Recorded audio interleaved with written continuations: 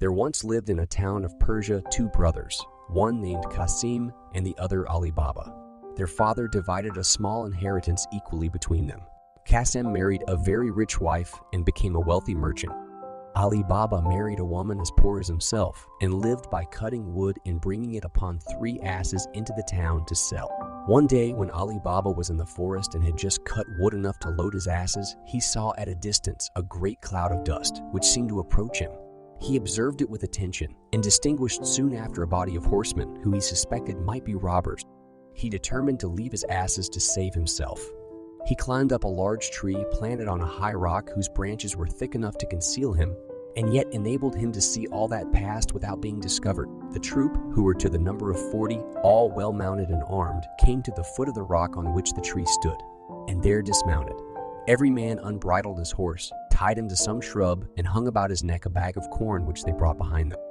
Then each of them took off his saddlebag, which seemed to Alibaba to be full of gold and silver from its weight. One, whom he took to be their captain, came under the tree in which Alibaba was concealed, and making his way through some shrubs, pronounced these words, "Open, Sesame." As soon as the captain of the robbers had thus spoken, a door opened in the rock, and after he had made all his troop enter before him, he followed them when the door shut again of itself. The robbers stayed some time within the rock, during which Alibaba, fearful of being caught, remained in the tree. At last the door opened again, and as the captain went in last, so he came out first and stood to see them all pass by him. When Alibaba heard him make the door close by, pronouncing these words, "Shut, Sesame," every man at once went and bridled his horse, fastened his wallet, and mounted again.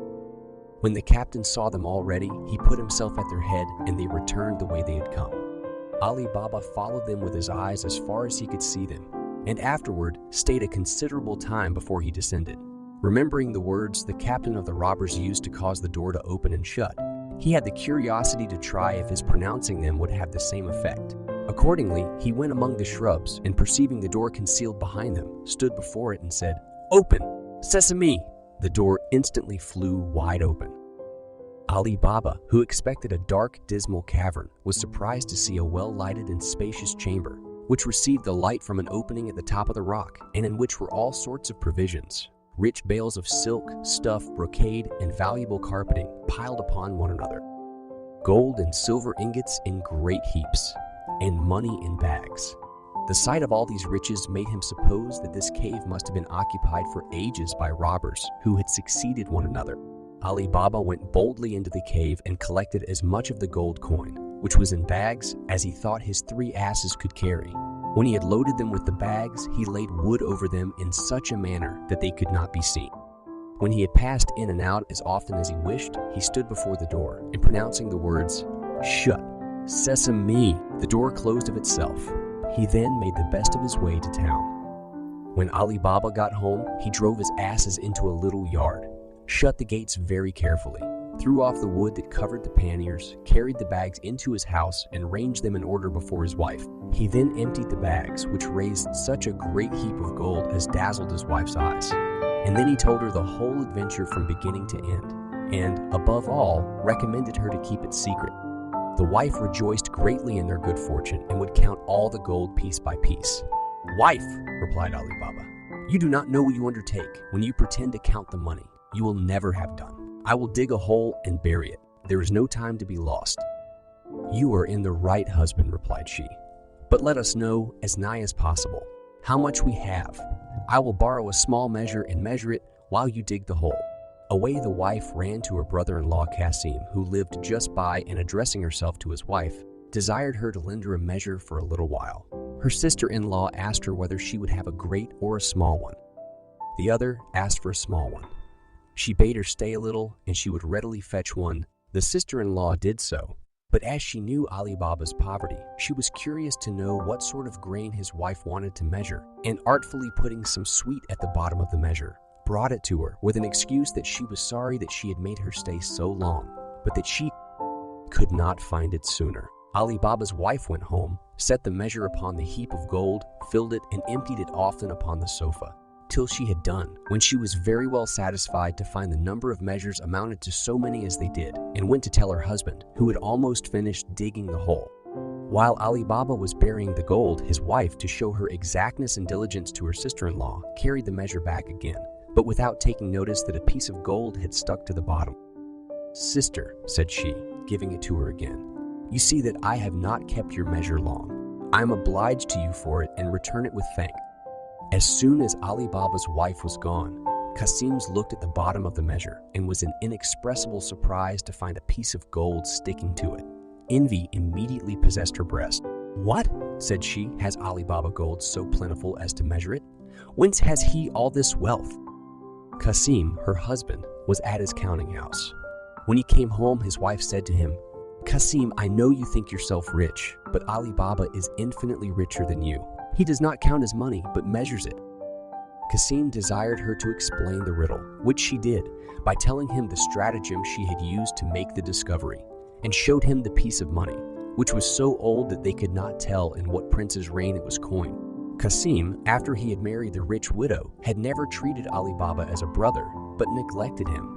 And now, instead of being pleased, he conceived a base envy at his brother's prosperity.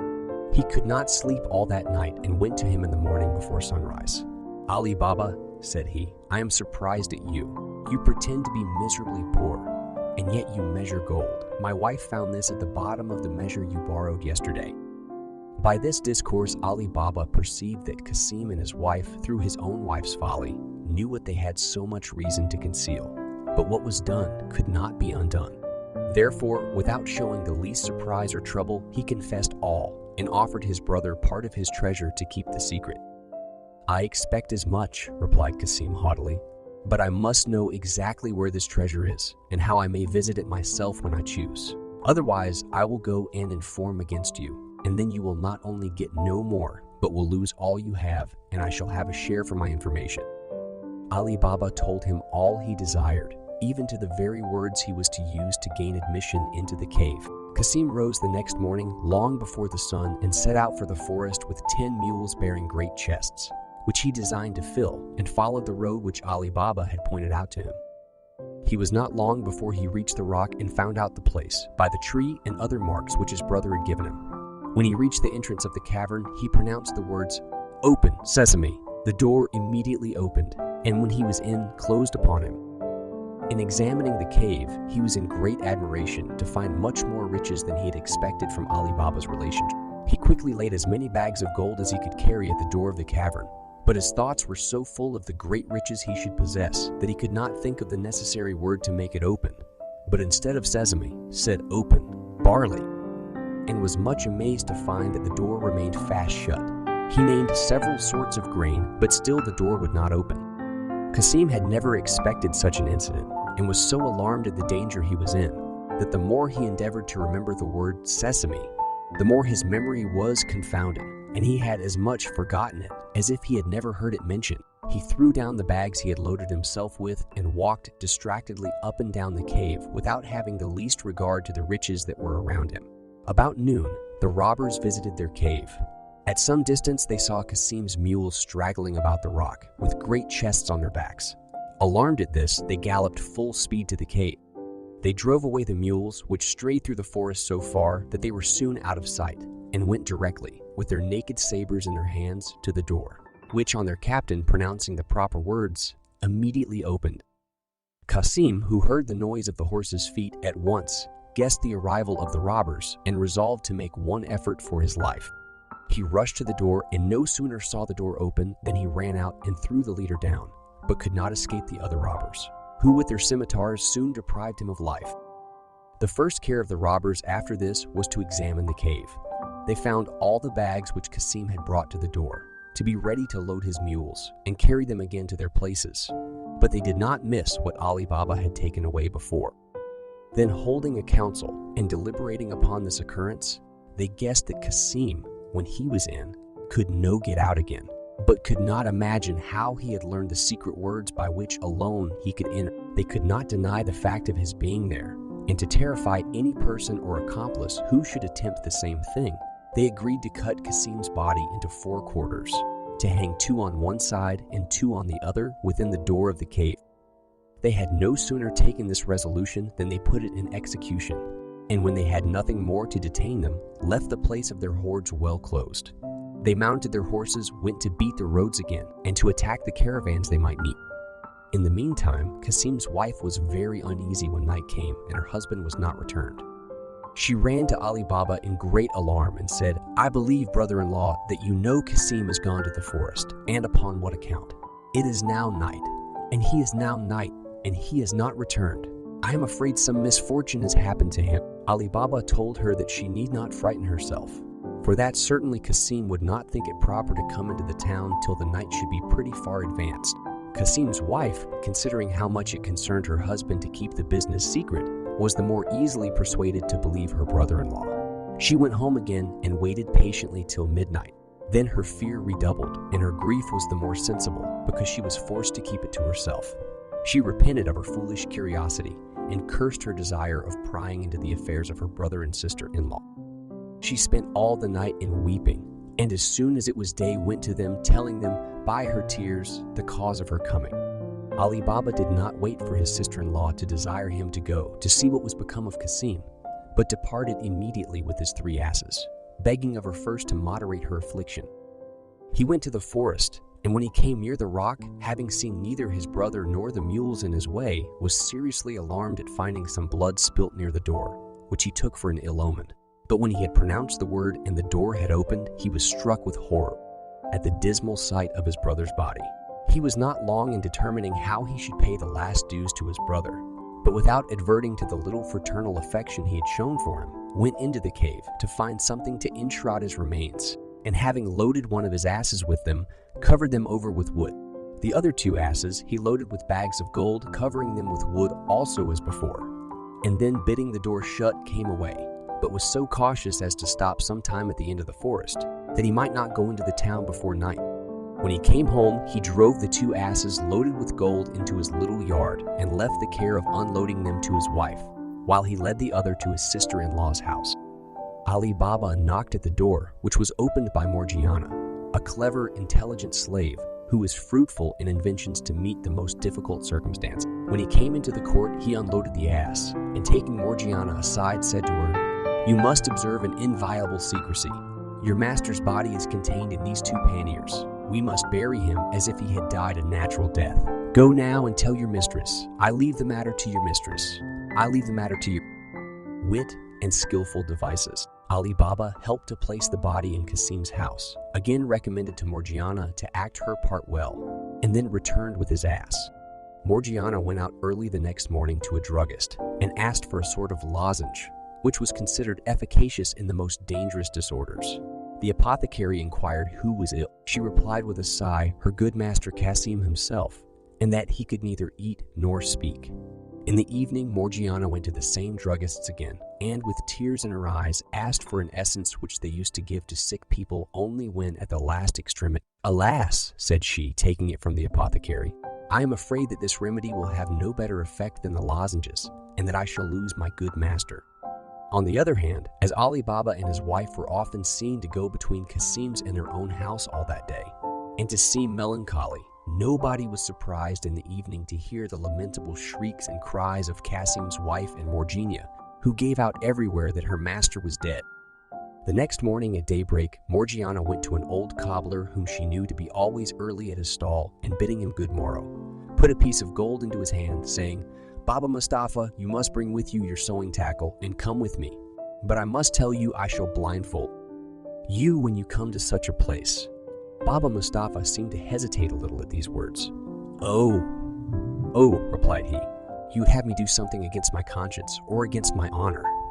God forbid, said Morgiana, putting another piece of gold into his hand, "that I should ask anything that is contrary to your honor. Only come along with me and fear nothing." Baba Mustafa went with Morgiana, who, after she had bound his eyes with a handkerchief at the place she had mentioned, conveyed him to her deceased master's house, and never unloosed his eyes till he had entered the room where she had put the corpse together. "Baba Mustafa," said she, "you must make haste and sew the parts of this body together, and when you have done, I will give you another piece of gold." After Baba Mustafa had finished his task, she blindfolded him again, gave him the 3rd piece of gold as she had promised, and recommending secrecy to him, carried him back to the place where she first bound his eyes.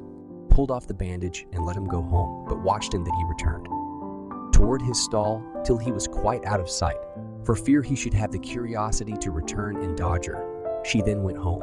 Morgiana, on her return, warmed some water to wash the body, and at the same time Alibaba perfumed it with incense and wrapped it in the burying clothes with the accustomed ceremonies. Not long after, the proper officer brought the bier, and when the attendants of the mosque, whose business it was to wash the dead, offered to perform their duty, she told them that it was done already. Shortly after this, the imam and the other ministers of the mosque arrived. 4 neighbors carried the corpse to the burying ground. Following the imam, who recited some prayers, Alibaba came after with some neighbors, who often relieved the others in carrying the bier to the burying ground.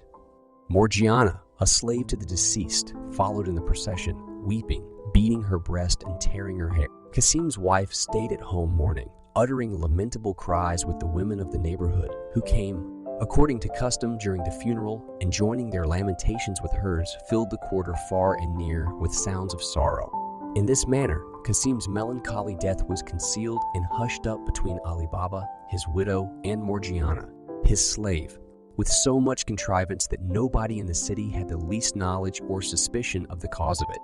3 or 4 days after the funeral, Alibaba removed his few goods openly to his sister-in-law's house, in which it was agreed that he should in future live. But the money he had taken from the robbers he conveyed thither by night. As for Qasim's warehouse, he entrusted it entirely to the management of his eldest son. While these things were being done, the 40 robbers again visited their retreat in the forest. Great, then, was their surprise to find Qasim's body taken away with some of their bags of gold. "We are certainly discovered," said the captain. "The removal of the body and the loss of some of our money plainly shows that the man whom he killed had an accomplice, and for our own life's sake we must try and find him." "What say you must try and find him? What say you, my lad?" All the robbers unanimously approved of the captain's proposal. "Well," said the captain, "one of you, the boldest and most skillful among you, must go into the town, disguised as a traveler and a stranger, to try if he can hear any talk of the man whom we have killed, and endeavor to find out who he was and where he lived. This is a matter of the first importance, and for fear of any treachery, I propose that whoever undertakes this business without success, even though the failure arises only from an error of judgment, shall suffer death." Without waiting for the sentiments of his companions, one of the robbers started up and said, "I submit to this condition, and think it an honor to expose my life to serve the troop." After this robber had received great commendations from the captain and his comrades, he disguised himself so that nobody would take him for what he was, and taking his leave of the troop that night, went into the town just at daybreak and walked up and down till accidentally he came to Baba Mustafa's stall, which was always open before any of the shops. Baba Mustafa was seated with an awl in his hand, just going to work. The robber saluted him, bidding him good morrow, and perceiving that he was old, said, "Honest man, you begin to work very early. Is it possible that one of your age can see so well? I question, even if it were somewhat lighter, whether you could see to stit." "You do not know me," replied Baba Mustafa. "For old as I am, I have extraordinary good eyes, and you will not doubt it when I tell you that I sewed the body of a dead man together in a place where I had not so much light as I have now." "A dead body!" exclaimed the robber with affected amazement. "Yes, yes," answered Baba Mustafa. "I see you want to have me speak out, but you shall know no more." The robber felt sure that he had discovered what he sought. He pulled out a piece of gold and, putting it into Baba Mustafa's hand, said to him, "I do not want to learn your secret, though I can assure you you might safely trust me with it. The only thing I desire of you is to show me the house where you stitched up the dead body." "If I were disposed to do you that favor," replied Baba Mustafa, "I assure you I cannot. I was taken to a certain place, whence I was led blindfold to the house and afterward brought back again in the same manner. You see, therefore, the impossibility of my doing what you desire." "Well," replied the robber, "you may, however, remember a little of the way that you were led blindfold. Come, let me blind your eyes at the same place. We will walk together. Perhaps you may recognize some part. And as everybody ought to be paid for their trouble, there is another piece of gold for you. Gratify me in what I ask you." So saying, he put another piece of gold into his hand. The 2 pieces of gold were great temptations to Baba Mustafa. He looked at them a long time in his hand without saying a word, but at last he pulled out his purse and put them in.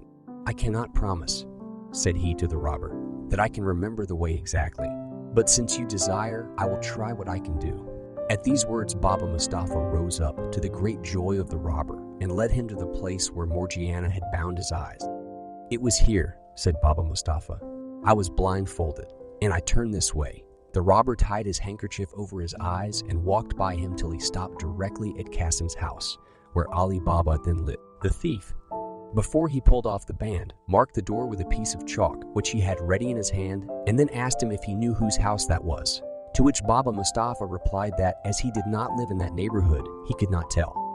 The robber, finding he could discover no more from Baba Mustafa, thanked him for the trouble he had taken and left him to go back to his stall while he returned to the forest, persuaded that he should be very well received.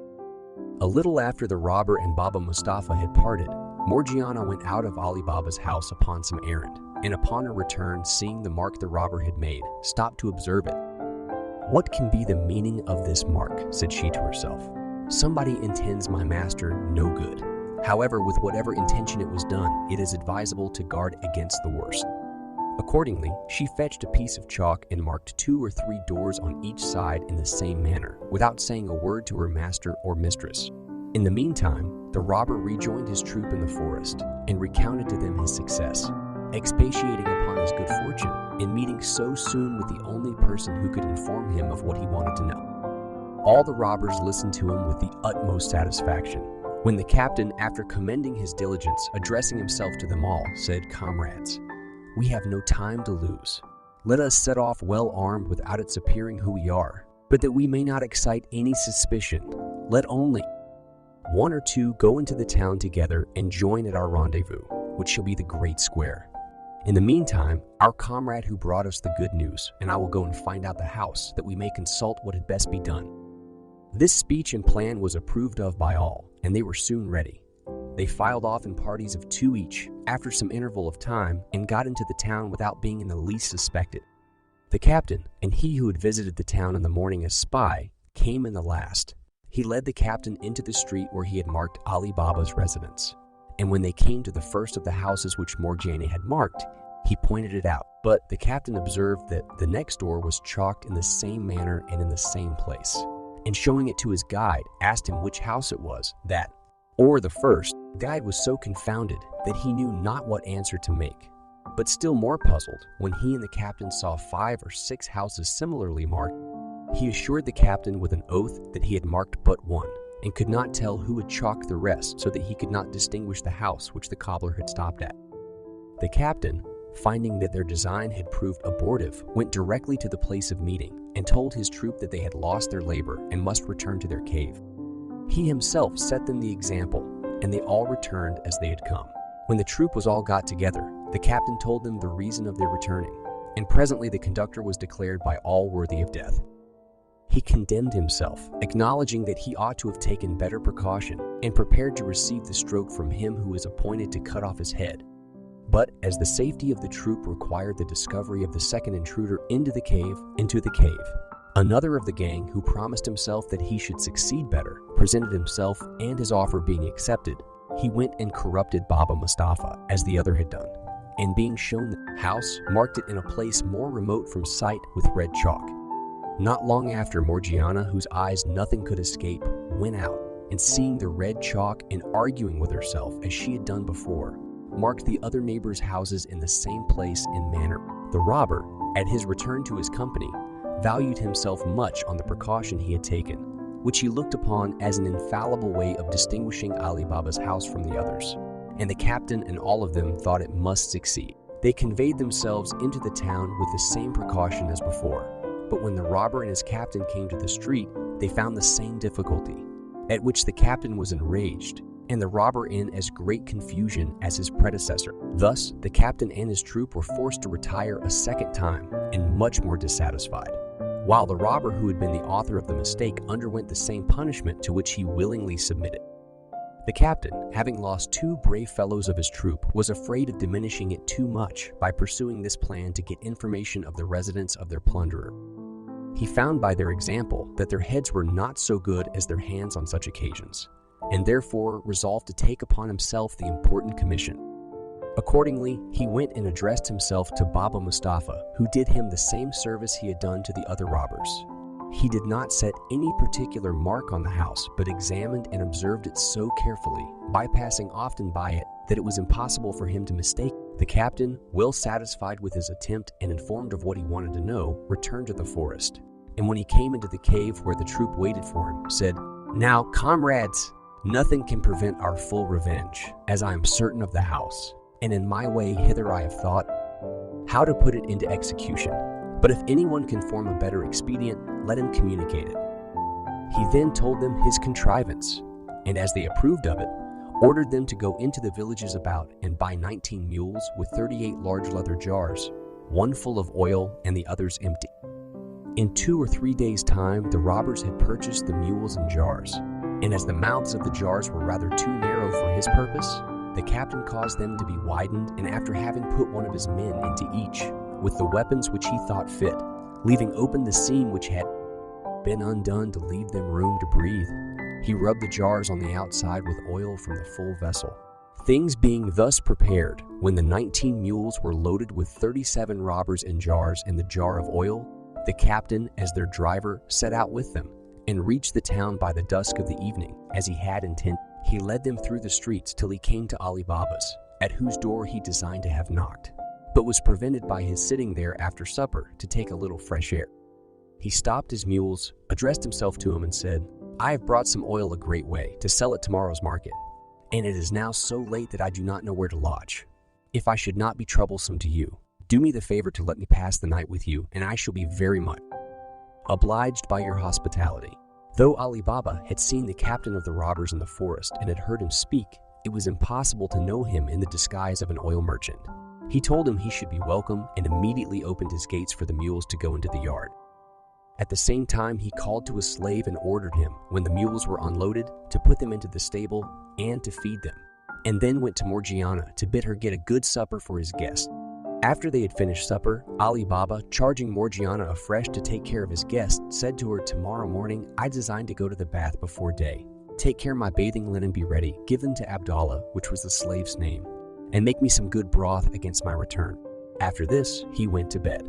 In the meantime, the captain of the robbers went into the yard and took off the lid of each jar and gave his people orders what to do. Beginning at the first jar and so on to the last, he said to each man, "As soon as I throw some stones out of the chamber window where I lie, do not fail to come out, and I will immediately join you." After this, he returned into the house, when Morgiana, taking up a light, conducted him to his chamber where she left him.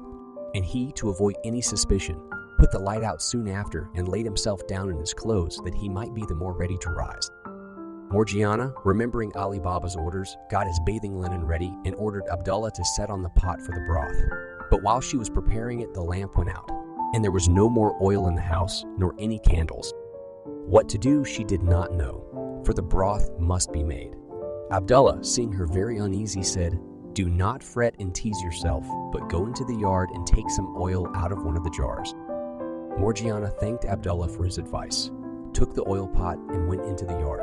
When, as she came nigh the first jar, the robber within said softly, "Is it time?" Though naturally much surprised at finding a man in the jar instead of the oil she wanted, she immediately felt the importance of keeping silence, as Alibaba, his family, and herself were in great danger. And collecting herself without showing the least emotion, she answered, "Not yet, but presently." She went quietly in this manner to all the jars, giving the same answer till she came to the jar of oil. By this means, Morgiana found that her master Alibaba had admitted 38 robbers into his house, and that this pretended oil merchant was their captain. She made what haste she could to fill her oil pot, and returned into her kitchen, where, as soon as she had lighted her lamp, she took a great kettle, went again to the oil jar, filled the kettle, set it on a large wood fire, and as soon as it boiled went and poured enough into every jar to stifle and destroy the robber within. When this action, worthy of the courage of Morgiana, was executed without any noise, as she had projected, she returned into the kitchen with the empty kettle, and having put out the great fire she had made to boil the oil, and leaving just enough to make the broth, put out the lamp also, and remained silent, resolving not to go to rest till she had observed what might follow through a window of the kitchen, which opened into the yard.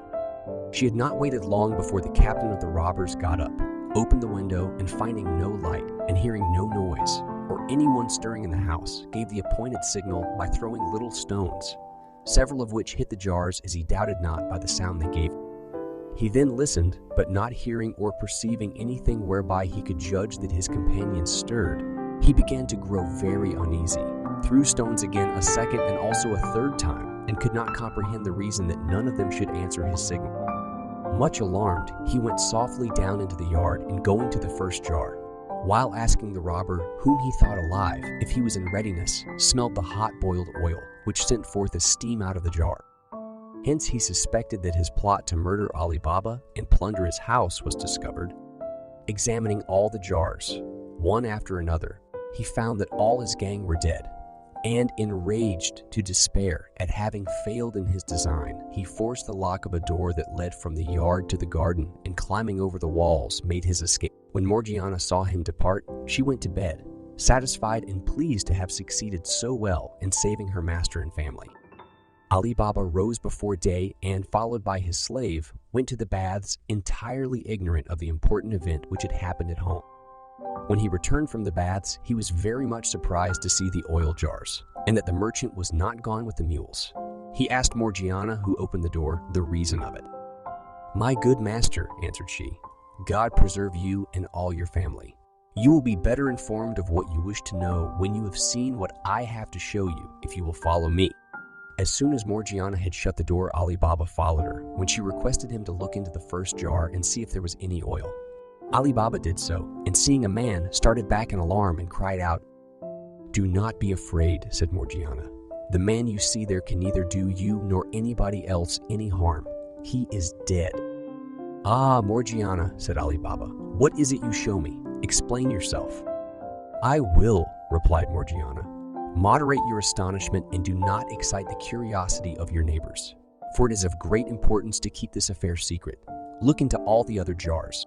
Alibaba examined all the other jars one after another, and when he came to that which had the oil in it, found it prodigiously sunk, and stood for some time motionless, sometimes looking at the jars and sometimes looking at the jars, without saying a word, so great was his surprise.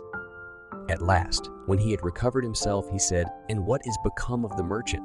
"Merchant," answered she, "he is as much one as I am. I will tell you who he is and what has become of him. But you had better hear the story in your own chamber, for it is time for your health that you had your broth after your bathing." Morgiana then told him all she had done, from the first observing the mark upon the house to the destruction of the robbers and the flight of their captain. On hearing of these brave deeds from the lips of Morgiana, Alibaba said to her, "God, by your means, has delivered me from the snares these robbers laid for my destruction. I owe, therefore, my life to you, and for the first token of my acknowledgement, give you your liberty from this moment till I can complete your recompense as I intend." Alibaba's garden was very long and shaded at the further end by a great number of large trees. Near these he and the slave Abdallah dug a trench, long and wide enough to hold the bodies of the robbers, and as the earth was light, they were not long in doing. When this was done, Alibaba hid the jars and weapons, and as he had no occasion for the mules, he sent them at different times to be sold in the market by his slave. While Alibaba took these measures, the captain of the 40 robbers returned to the forest with inconceivable mortification. He did not stay long. The loneliness of the gloomy cavern became frightful to him. He determined, however, to avenge the fate of his companions and to accomplish the death of Alibaba. For this purpose, he returned to the town and took a lodging in a khan and disguised himself as a merchant in silks. Under this assumed character, he gradually conveyed a great many sorts of rich stuffs and fine linen to his lodging from the cavern, but with all the necessary precautions to conceal the place whence he brought them. In order to dispose of the merchandise, when he had thus amassed them together, he took a warehouse which happened to be opposite to Kasim's, which Alibaba's son had occupied since the death of his uncle. He took the name of Khoja Hussein, and as a newcomer was, according to custom, extremely civil and complacent to all the merchants his neighbors. Alibaba's son was, from his vicinity, one of the first to converse with Khoja Hussein, who strove to cultivate his friendship more particularly.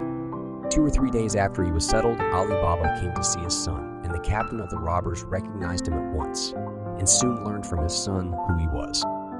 After this, he increased his assiduities, caressed him in the most engaging manner, made him some small presents, and often asked him to dine and sup with him when he treated him very handsomely. Alibaba's son did not choose to lie under such obligation to Khoja Hussein, but was so much straitened for want of room in his house that he could not entertain him. He, therefore, acquainted his father Alibaba with his wish to invite him in return. Alibaba, with great pleasure, took the treat upon himself. "Son," said he, "tomorrow being Friday, which is a day that the shops of such great merchants as Khoja Hussein and yourself are shut, get him to accompany you, and as you pass by my door, call in. I will go and order Morgiana to provide a supper." The next day, Alibaba's son and Khoja Hussein met by appointment, took their walk, and as they returned, Alibaba's son led Khoja Hussein through the street where his father lived. And when they came to the house, tapped and knocked at the door. "This, sir," said he, "is my father's house, who, from the account I have given him of your friendship, charged me to procure him the honor of your acquaintance. And I desire you to add this pleasure to those for which I'm already indebted to you." Though it was the sole aim of Khoja Hussein to introduce himself into Alibaba's house that he might kill him, without hazarding his own life or making any noise, yet he excused himself and offered to take his leave. But a slave having opened the door, Alibaba's son took him obligingly by the hand and, in manner, forced him in. Alibaba received Khoja Hussein with a smiling countenance and in the most obliging manner he could wish. He thanked him for all the favors he had done his son, adding withal the obligation was the greater, as he was a young man, not much acquainted with the world, and that he might contribute to his information. Khoja Hussein returned the compliment by assuring Alibaba that though his son might not have acquired the experience of older men, he had good sense equal to the experience of many others. After a little more conversation on different subjects, he offered again to take his leave, when Alibaba, stopping him, said, "Where are you going, sir? In so much haste, I beg you would do me the honor to sup with me, though my entertainment may not be worthy your acceptance. Such as it is, I heartily offer it." "Sir," replied Khoja Hussein, "I am thoroughly persuaded of your goodwill, but the truth is I can eat no victuals that have any salt in them. Therefore judge how I should feel at your table." "If that is the only reason," said Alibaba, "it ought not to deprive me of the honor of your company. For in the first place, there is no salt ever put into my bread, and as to the meat we shall have to. Night, I promise you, there shall be none in that. Therefore you must do me the favor to stay. I will return immediately." Alibaba went into the kitchen and ordered Morgiana to put no salt to the meat that was to be dressed that night, and to make quickly 2 or 3 ragouts besides what he had ordered, but be sure to put no salt in them. Morgiana, who was always ready to obey her master, could not help being surprised at his strange order. "Who is this strange man," said she, "who eats no salt with his meat? Your supper will be spoiled if I keep it back so long." "Do not be angry, Morgiana," replied Alibaba. "He is an honest man. Therefore do as I bid you." Morgiana obeyed, though with no little reluctance, and had a curiosity to see this man who ate no salt. To this end, when she had finished what she had to do in the kitchen, she helped Abdallah to carry up the dishes, and looking at Khoja Hussein, knew him at first sight, notwithstanding his disguise, to be the captain of the robbers, and examining him very carefully, perceived that he had a dagger under his garment. "I am not in the least amazed," said she to herself, "that this wicked man, who is my master's greatest enemy, would eat no salt with him, since he intends to assassinate him. But I will prevent him." Morgiana, while they were at supper, determined in her own mind to execute one of the boldest acts ever meditated. When Abdullah came for the dessert of fruit, and had put it with the wine and glasses before Alibaba, Morgiana retired, dressed herself neatly, with a suitable headdress like a dancer, girded her waist with a silver gilt girdle, to which there hung a poniard with a hilt and guard of the same metal, and put a handsome mask on her face. When she had thus disguised herself, she said to Abdallah, "Take your tabor and let us go and divert our master and his son's friend, as we do sometimes when he is alone." Abdallah took his tabor and played all the way into the hall before Morgiana, who, when she came to the door, made a low obeisance by way of asking leave to exhibit her skill while Abdallah left off playing. "Come in, Morgiana," said Alibaba, "and let Khoja Hussein see what you can do, that he may tell us what he thinks of your performance." Khoja Hussein, who did not expect this diversion after supper, began to fear he should not be able to take advantage of the opportunity he thought he had found, but hoped, if he now missed his aim, to secure it another time. by keeping up a friendly correspondence with the father and son. Therefore, though he could have wished Alibaba would have declined the dance, he pretended to be obliged to him for it, and had the complacence to express his satisfaction at what he said, which pleased his host. As soon as Abdullah saw that Alibaba and Khoja Hussain had done talking, he began to play on the tabur and accompanied it with an air, to which Morgiana, who was an excellent performer, danced in such a manner as would have created admiration in any company.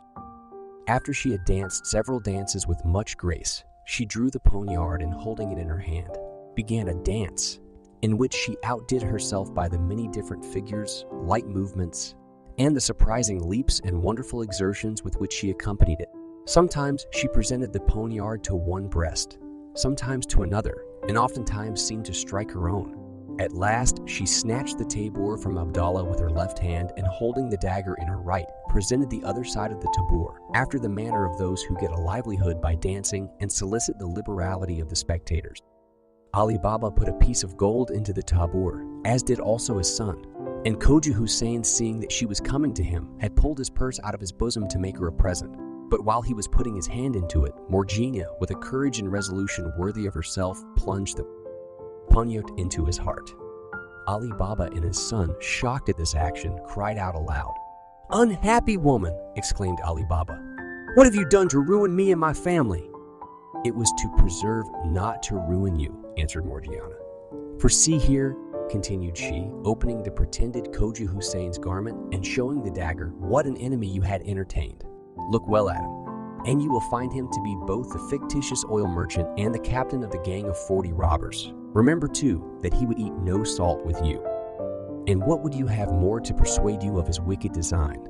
Before I saw him, I suspected him as soon as you told me you had such a guest. I knew him, and you now find that my suspicion was not groundless." Alibaba, who immediately felt the new obligation he had to Morgiana for saving his life a second time, embraced her. "Morgiana," said he, "I gave you your liberty and then promised you that my gratitude should not stop there, but that I would soon give you higher proofs of its sincerity, which I now do by making you my daughter-in-law." Then addressing himself to his son, he said, "I believe you, son, to be so dutiful a child that you will not refuse Morgiana for your wife. You see that Khoja Hussain sought your friendship with a treacherous design to take away my life. And if he had succeeded, there is no doubt but he would have sacrificed you also to his revenge. Consider that by marrying Morgiana, you marry the preserver of my family and your own." The son, far from showing any dislike, readily consented to the marriage, not only because he would not disobey his father, but also because it was agreeable to his inclination. After this, they thought of burying the captain of the robbers with his comrades, and did it so privately that nobody discovered their bones till many years after, when no one had any concern in the publication of this remarkable history.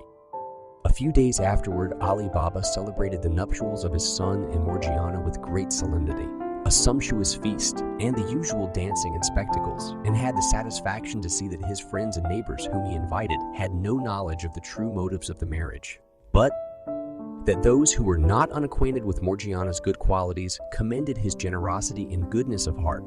Alibaba did not visit the robber's cave for a whole year, as he supposed the other two, whom he could get no account of, might be alive. At the year's end, when he found they had not made any attempt to disturb him, he had the curiosity to make another journey. He mounted his horse, and when he came to the cave, he alighted, tied his horse to a tree, then approaching the entrance and pronouncing the words, "Open, Sesame." The door opened. He entered the cavern, and by the condition he found things in, judged that nobody had been there since the captain had fetched the goods for his shop.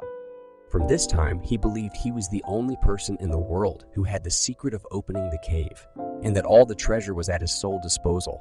He put as much gold into his saddle, bag as his horse would carry, and returned to town. Some years later, he carried his son to the cave and taught him the secret, which he handed down to his posterity, who, using their good fortune with moderation, lived in great honor and splendor.